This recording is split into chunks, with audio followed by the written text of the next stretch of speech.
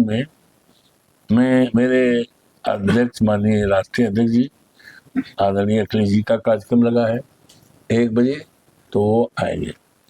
तो सबसे पहले यहाँ की महान जनता को, देवतुल्य मतदाताओं को जमुई के अभिनंदन करता हूँ, स्वागत करता हूँ। और ये क्रांतिकारी धरती है बिहार की, इस धरती को प्रणाम करता हूँ। जब हम पटना हवाई अड्डे पर आए तभी तमाम लोग हमसे मिले और चर्चाएं बताई। तो और कल से लेकर आज रात, आज सवेरे, आज इस समय तक जितने भी लोगों से भेंट मुलाकात हुई, मैं इस निष्कर्ष पर पहुंचा कि यहाँ पर बदलाव की बयार चल रही है। और ये जैसे जैसे चुनाव का मतदान की तिथि नज़दीक होती जाएगी, डेट, तब से ये बयार जो है, हवा जो आंधी के रूप में परिवर्तित हो जाएगी। और निश्चित तौर से ये ऐतिहासिक चुनाव होगा। देश की राजनीति को बिहार का चुनाव एक दिशा भी तय करेगा और दशा भी तय करेगा और इतिहास भी बनाएगा। ये निश्चित तौर से हमारे जो गठबंधन के प्रत्याशी हैं मुख्यमंत्री के तेजस्वी यादव जी, उनका भरपूर समर्थन गठबंधन के सभी नेताओं का, गठबंधन के सभी कार्यकर्ताओं का और गठबंधन के सभी समर्थकों का भरपूर सबने ठान लिया है। और इसका आधार है क्योंकि नीतीश जी को या भारतीय जनता पार्टी की सरकार को काफ़ी दिन हो गया। जिस तरह से बिहार में बड़े पैमाने पे रोजगारी है, बेरोजगारी केवल पढ़े लिखे नौजवानों में ही नहीं बल्कि जो हमारे बुजुर्ग तबके के लोग हैं, भाई हैं, गरीब लोग हैं, उनके बीच भी है। पढ़े लिखे एमए की डिग्री, बड़ी बड़ी डिग्रियां लेकर वो सोचते हैं कि हमारी ये डिग्री बेकार है, उजलस है, हम इसको क्यों न जला दें। कभी कभी ये भी शिकायतें मिलती हैं, ये भी जानकारियां मिलती हैं कि लोग आत्महत्या करने पर, ये किसी देश की दौलत हीरा जवाहरात सोना चांदी नहीं हुआ करता है। देश की दौलत वहाँ के नौजवान, देश की दौलत वहाँ के युवा, वहाँ के इंसान होते हैं। जब इतनी बड़ी तादाद में, जिनकी संख्या लाखों में है, बड़ी बेरोजगारी है और दूसरी तरफ जो हमारे मजदूर तबके के नहीं पढ़े लिखे हैं, आप ट्रेन जाती है पंजाब को, लुधियाना को, महाराष्ट्र को, तो अरे कहाँ के लोग जा रहे हैं, भरी ट्रेन, डिब्बा भरा, ये जो है बिहार के लोग हैं, मजदूर हैं।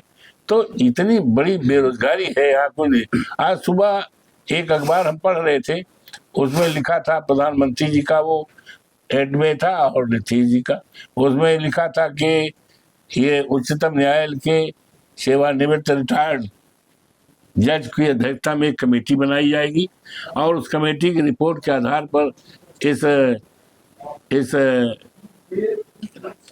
राज्य का विकास, निर्माण और बेरोजगार समस्या दूर होगी। अब पता नहीं कब ये बनेगा। और सवाल उठता है, अब तक क्या कर रहे थे? अब तक ये हमारे जो मौजूदा मुख्यमंत्री जी हैं और या ये कहिए डबल इंजन की सरकार, अब तक क्या कर रहे? ये डबल इंजन की सरकार की डोरी दिल्ली से है, ये कुछ कर धर ना पा रहे हैं। और यही नहीं, आप देखोगे, सच बात है कि नीतीश जी जो है दिखावटी है, असली दूल्हा नहीं है।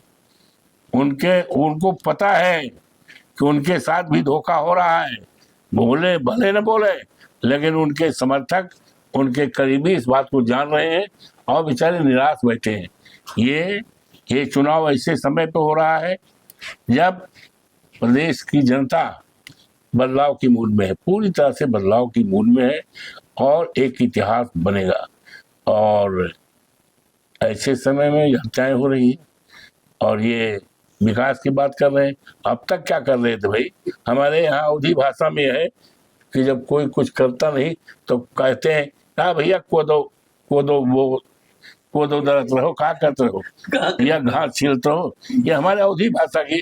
तो अब तक ये हमारी सरकार क्या कर रही थी भाई, अब ये एड निकाले हैं। आज हम पढ़ा सवेरे में, आप लोग नजर पड़ी होगी कि सुप्रीम कोर्ट के रिटायर्ड जज के एक कमेटी बनेगी, कमेटी की रिपोर्ट आएगी, रिपोर्ट के आधार पर विकास, रोजगार ये तमाम बढ़ा देंगे। ये सब झूठे वादे हैं। बदलाव की आंधी छूटी है और हम अवध से आए हैं। अवध में, अवध की महान जनता को, देवतुल्य मतदाताओं को मैं अभिनंदन करता हूँ, स्वागत करता हूँ।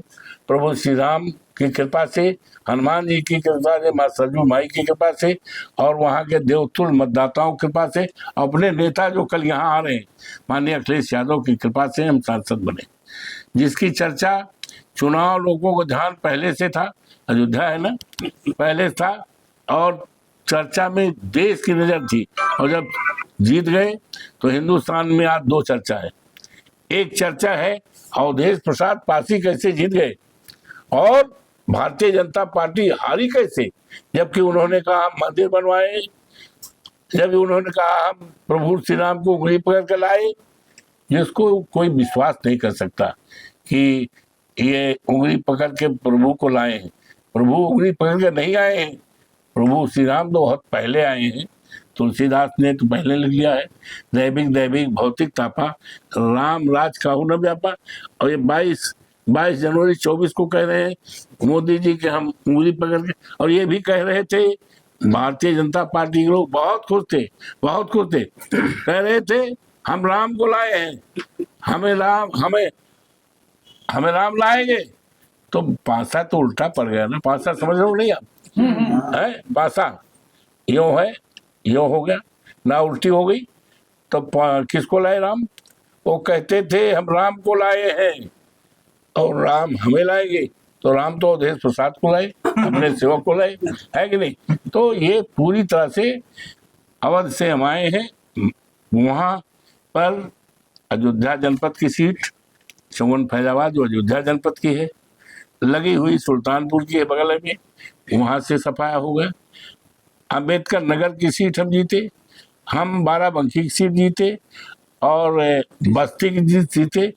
और ये जो है ये चित्रकूट जहाँ प्रभु श्री राम गए थे उनकी, तो भगवान जहाँ जहाँ गए थे वहाँ वहाँ सारी सीटें हमारी गठबंधन की, इंडिया गठबंधन की जो हमारी सीटें थी सब इंडिया गठबंधन की सीटें आई।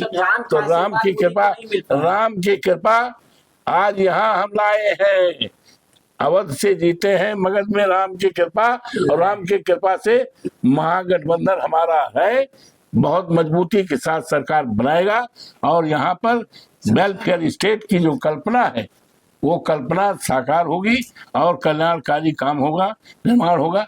और एक ये सुनकर हमें बात ताजुब हुआ कि एक केंद्रीय मंत्री का बयान, गरीबों को डालने मत देना, उनको कमरे में बंद कर देना, और अगर हाथ गोड़ जोड़े पैर पे गिरे तो उनको साथ ले जाना, जहां कहें वही वोट डलवाना, उनके अपने सामने डलवाना। ये क्या कर रहा है, ये हमारा चुनाव आयोग क्या कर रहा है।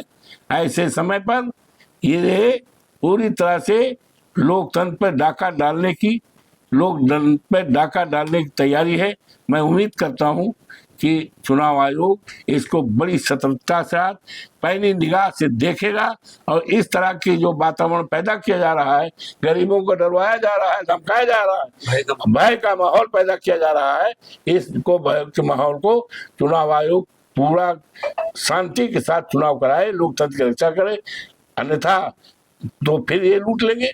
ऐसे हमारे यहाँ हमारा उपचुनाव हुआ था, हमारा बेटा लड़ रहा था अजीत, पूरी तरह से भारतीय जनता पार्टी सफाया था, वहां डाका पड़ गया।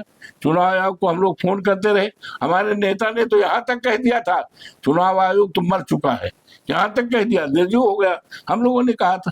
तो मैं उम्मीद करता हूँ हमारा चुनाव आयोग मजबूती से निगाह रखेगा और कड़ी नजर रखेगा, और इस तरह से जो डरवाने की वातावरण बन रहा है, धमकाने की वातावरण खत्म होगा और एक खुशहाल सरकार बनेगी। आप